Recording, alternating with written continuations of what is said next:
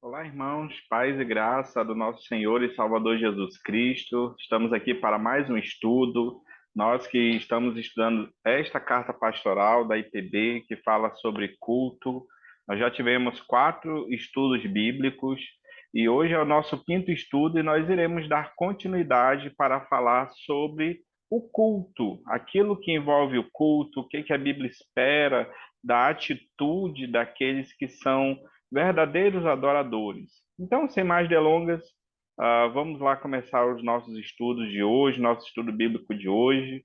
Para quem ainda não me conhece, eu sou o pastor Cristiano, pastor da Igreja Presbiteriana do Planalto. Atualmente estou aqui para ministrar esses estudos para vocês. Espero que esteja sendo abençoador para vocês, assim como está sendo para a minha vida também. Só fazendo uma recapitulação bem rápida, nós iniciamos falando sobre o que é culto e quais os tipos de culto. Nós já falamos também sobre a vida cristã e o culto, a questão do templo, a igreja como uma comunidade social. No estudo 3, nós falamos que a palavra de Deus é o princípio regulador do culto e é ela que prescreve os elementos bíblicos que devem conter no nosso culto. E no último estudo bíblico, no estudo 4, nós falamos sobre algumas circunstâncias do culto. Falamos sobre a questão de horário, falamos sobre a questão da sequência, dos elementos que compõem aquele culto, a decoração da igreja, se banco, se cadeiras. E falamos de algumas mudanças históricas com relação a instrumentos musicais, orquestras, coros. E para você saber melhor sobre esses temas, se você ainda não assistiu os últimos estudos, é só você ir na nossa página, no nosso canal do YouTube, que lá tem todos esses estudos que já foram dados aqui, gravados, e você pode usufruir desse material aí que seja bênção para a sua vida. Ok? E hoje, no nosso estudo 5 nós iremos continuar falando sobre o culto público e nós iremos abordar mais 2 assuntos. Nós falaremos um pouco sobre alguns princípios do culto aceitável a Deus e a responsabilidade pela condução do culto, certo? Esse é o nosso objetivo aqui. Então, o primeiro item, vamos falar agora sobre os princípios do culto aceitável a Deus.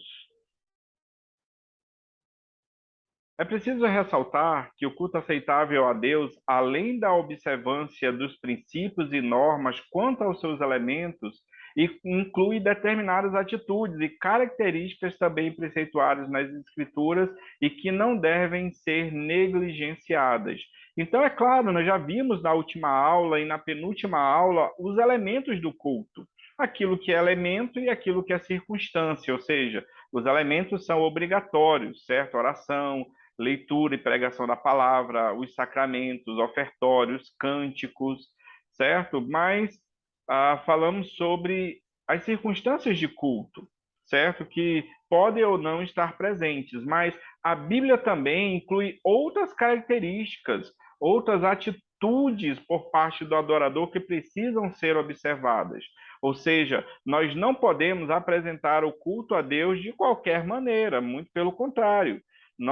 O Senhor se importa com a nossa atitude enquanto adoradores, certo? Não é só um ritual sem sentido quando nós nos reunimos no local de culto para cultuar ao Senhor. Então, aqui nós vamos ver alguns princípios que norteiam um culto que Deus aceita. Então, não basta colocar os elementos no culto. A vida do adorador também é importante, como nós vamos ver aqui.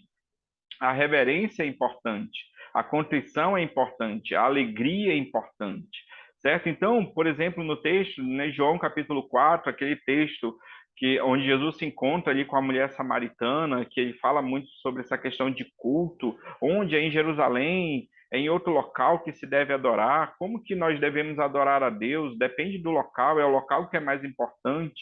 Então Jesus vai falar que Deus procura adoradores que o adorem em espírito e em verdade. Mas vem a hora e já chegou em que os verdadeiros adoradores adorarão ao Pai em espírito e em verdade. Ou seja, a nossa atitude precisa estar correta.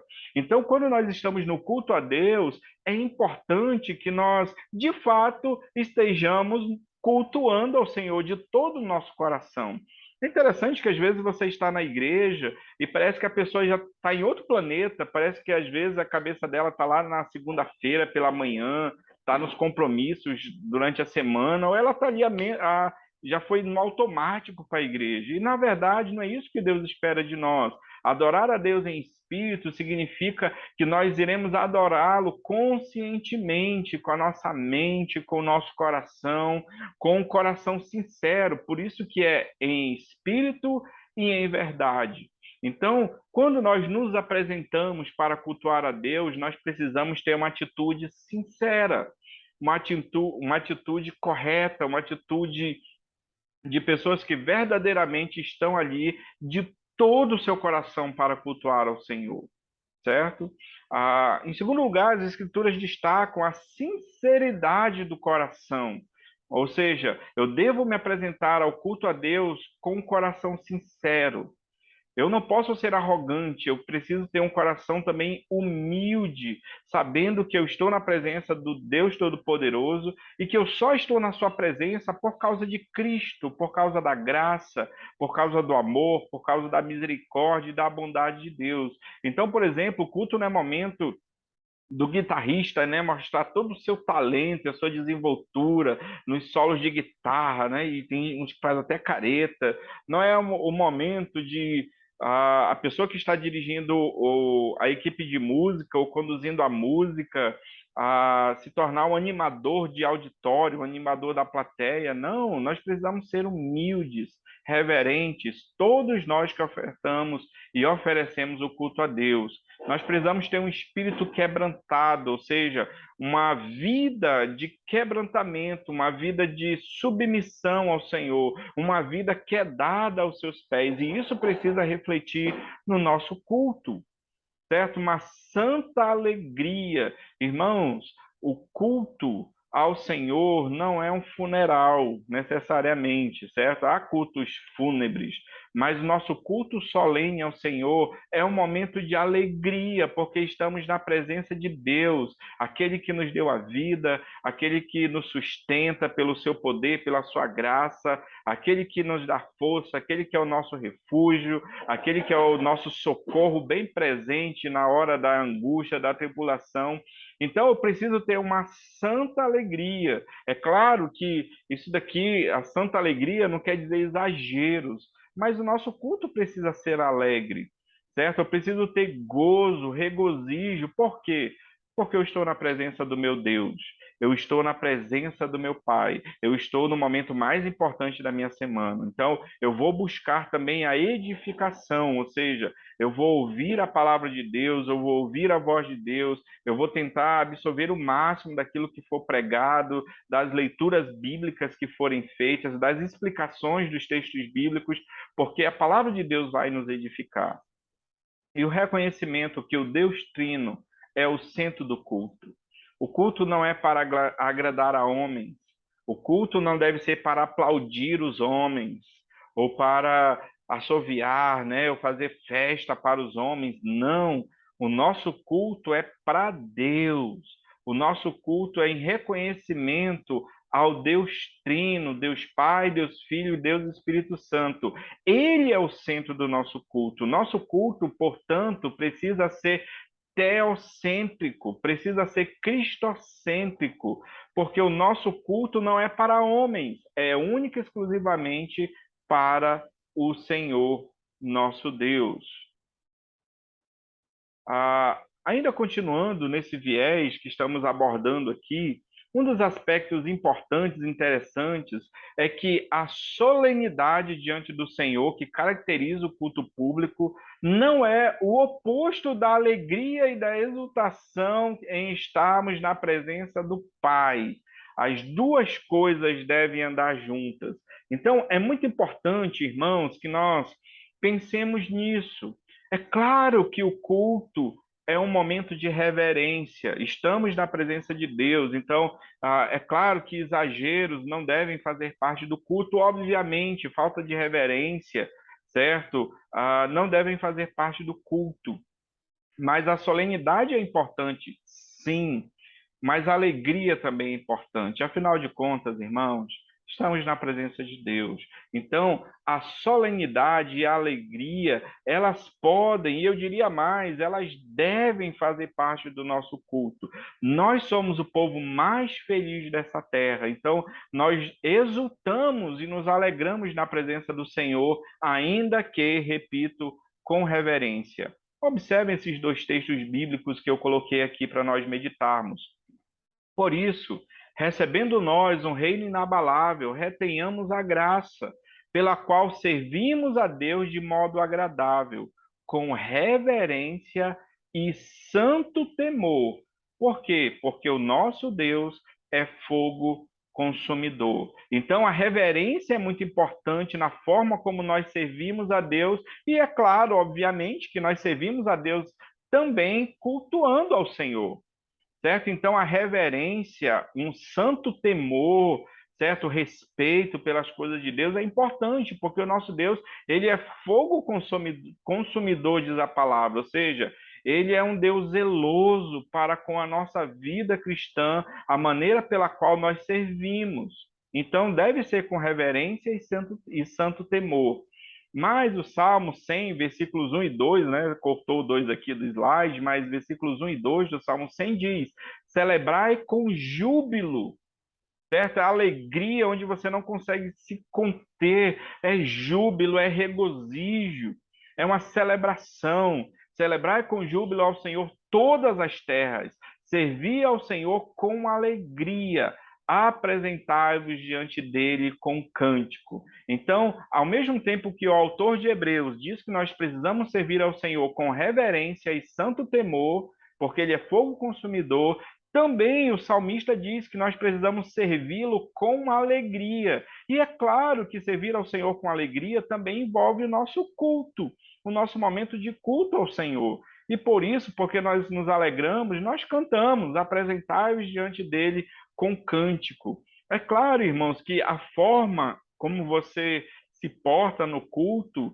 com alegria é diferente, porque alguns irmãos eles acabam sorrindo mais, outros são mais comedidos. Isso não quer dizer que a pessoa seja ou não alegre. Certo? Às vezes a pessoa pode estar ali sorrindo e ela pode não estar tão alegre assim.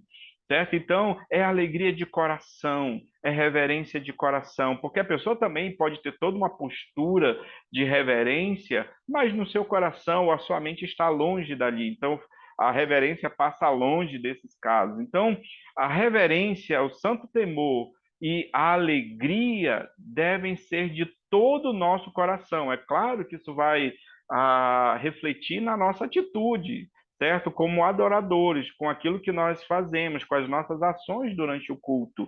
Mas ser mais comedido ou menos comedido, mais alegre, mais espontâneo ou menos espontâneo, isso não quer dizer que você seja mais ou menos reverente ou alegre, certo? Mas quer dizer que nós precisamos ser reverentes e alegres também de todo o nosso coração. O nosso culto ele é racional ao Senhor, certo? Ainda continuando aqui sobre os princípios do culto aceitável a Deus, as Escrituras também nos falam do culto que Deus não aceita. Interessante isso. Este é marcado não somente pelos acréscimos e invenções humanas, então, aqueles cultos onde você inventou, onde você acresceu coisas humanas que o Senhor não disse que deveríamos fazer, é claro que Deus não vai aceitar. Mas ele também, conforme alguns textos na Escritura, ele não aceita a hipocrisia, certo? Aquela pessoa que está apenas ali como um ator, né, encenando, e na verdade ela não está de todo o coração, pela inimizade, ou então essa hipocrisia também pode ser aquela pessoa que na igreja ela até tem aquela postura de adoração, de reverência, mas fora da igreja é uma pessoa diferente, é uma pessoa que vive mais no mundo do que na presença de Deus. Certo? A inimizade dos adoradores, né? Se teu irmão tem alguma coisa contra ti, deixa no altar a tua oferta, vai lá, reconcilia-te com teu irmão, vem e oferece a tua oferta, o teu culto a Deus. As divisões na igreja, lembra que a igreja de Corinto era cheia de divisões, as igrejas dos Gálatas também. Paulo diz: olha, vocês se reúnem, mas uns falam: eu sou de Apolo, eu sou de Cefas, eu sou de Cristo, eu sou de Paulo, certo? Mais à frente, na ceia havia pessoas que se embriagavam, pessoas que comiam a sua própria comida e pessoas passavam fome. Então é claro que Deus não aceitaria esse culto. A falta de ordem e a inteligibilidade, ou seja, o nosso culto não pode ser desordenado. Lembra da igreja de Corinto, onde praticamente todo mundo falava em línguas e era uma coisa, uma desordem, as pessoas não entendiam nada, certo? Praticamente todo mundo falando em línguas, e Paulo disse: opa, não, não é assim. É necessário decência e é necessário ordem, e as pessoas precisam entender aquilo que elas estão fazendo ao cultuar ao Senhor, certo? Pela entrega de ofertas que simbolizam a falta de amor e a consagração a Deus, pela vida imoral do povo e de seus líderes, e servir ao Senhor de maneira displicente. Então, irmãos, o nosso culto, interessante isso, ele também ele é um reflexo da nossa vida com o Senhor. As pessoas que durante a semana buscam a palavra de Deus, buscam ter uma vida de oração, uma vida de comunhão, uma vida buscando sempre mais e mais e mais as coisas lá do alto, é claro que isso vai ser refletido no culto que aquela pessoa oferece a Deus. Aquilo vai ser refletido da forma como a pessoa adora ao Senhor, como ela se demonstra numa atitude de reverência, certo? Numa atitude de adoração a Deus. Então, é claro que a nossa vida é muito importante. Então, é complicado.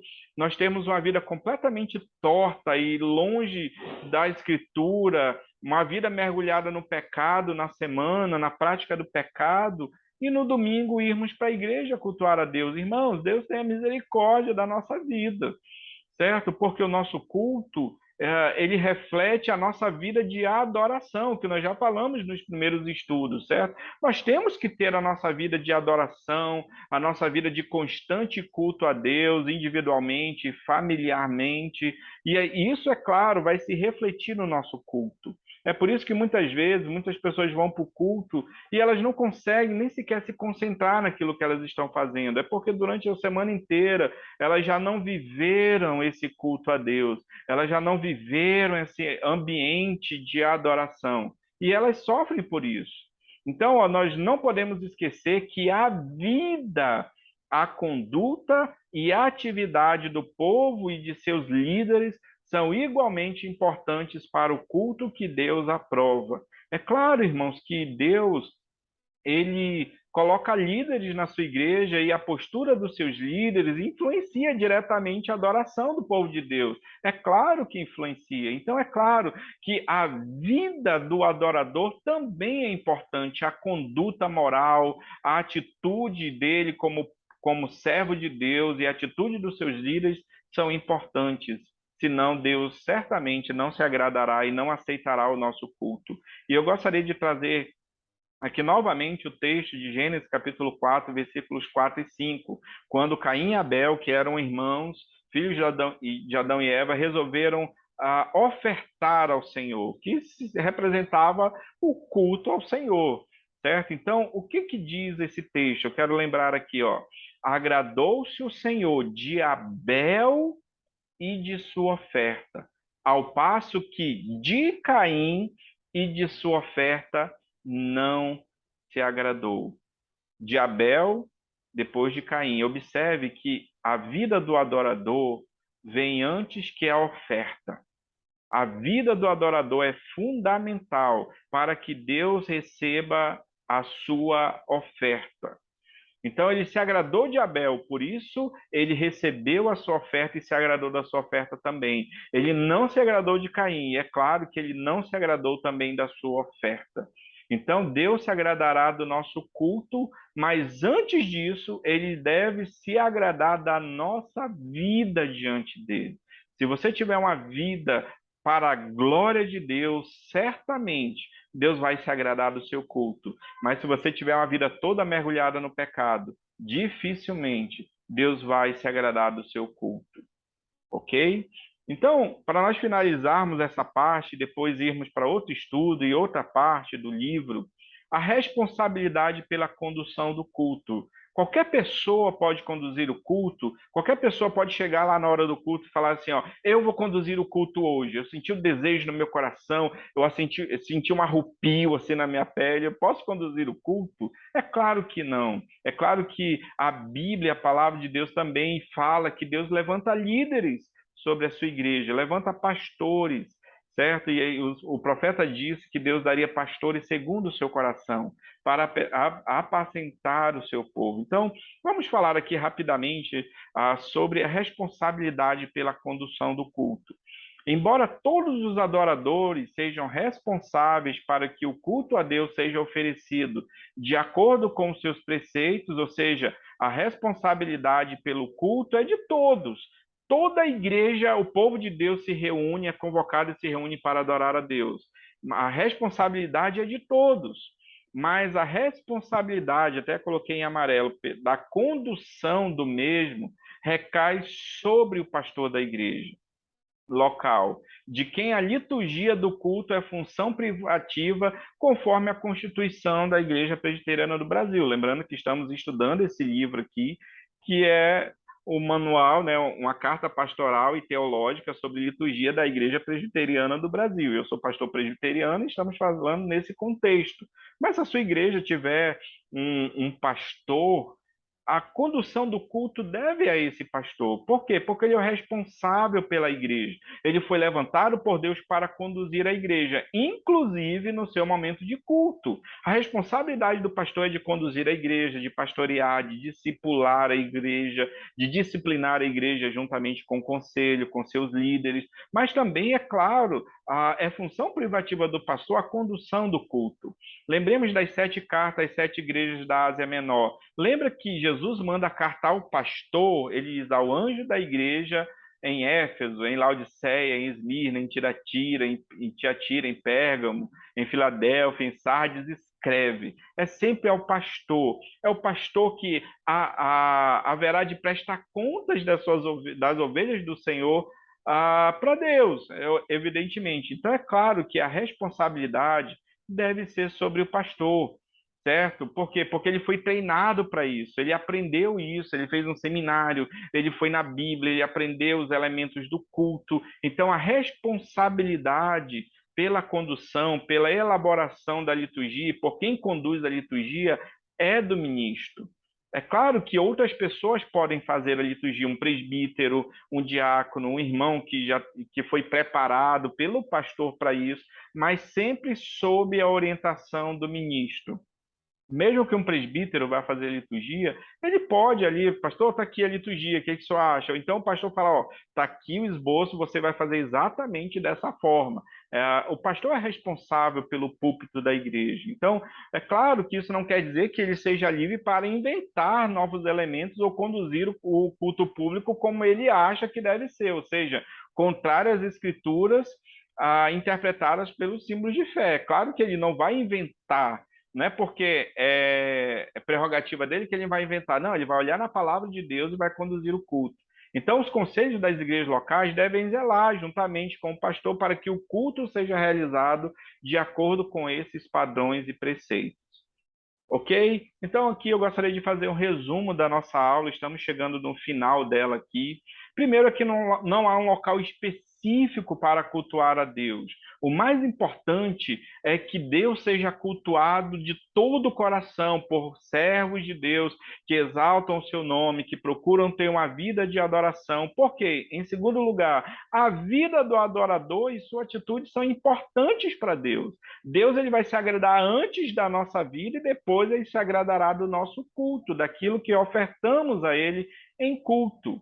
Certo? Aprendemos também que a solenidade e a alegria devem andar juntos no culto, ou seja, tanto a reverência, o santo temor e a alegria devem fazer parte do culto. Estamos na presença do nosso Deus, na presença do nosso Pai, certo? E o último, na IPB, a liturgia é prerrogativa do pastor, uma vez que este foi devidamente treinado para elaborar e conduzir a liturgia. Então, o pastor não pode delegar isto a pessoas. É claro que ele não precisa sempre fazer a liturgia, mas ele é o responsável pela forma como a liturgia é conduzida na igreja. Ok, irmãos, era isso que eu tinha para passar para os irmãos aí nesses 25 minutos de aula. Que Deus abençoe os irmãos nesse estudo. Espero que tenha sido produtivo e proveitoso para a sua vida. Que o Senhor te abençoe, que o Senhor te guarde em todo o tempo. E na próxima aula é uma aula muito especial e delicada. Vamos trabalhar alguns assuntos até polêmicos dentro das igrejas. Por exemplo, nós podemos ter danças no culto, nós podemos ter as coreografias, podemos aplaudir no culto, palmas para Jesus, ou aplaudir no momento de cântico como acompanhamento rítmico. Podemos levantar as mãos, podemos ficar de joelhos. Isso é tema do próximo capítulo, do próximo estudo. Então, se prepare, aproveite esse momento, recapitule o que nós já vimos até aqui, para que na próxima aula possamos continuar, então, falando sobre as expressões corporais no culto. E vai ser uma bênção, vai ser edificante, certamente, para a minha vida e para a sua vida. Então, que Deus te abençoe, em nome de Jesus Cristo, seu Filho. Amém e amém.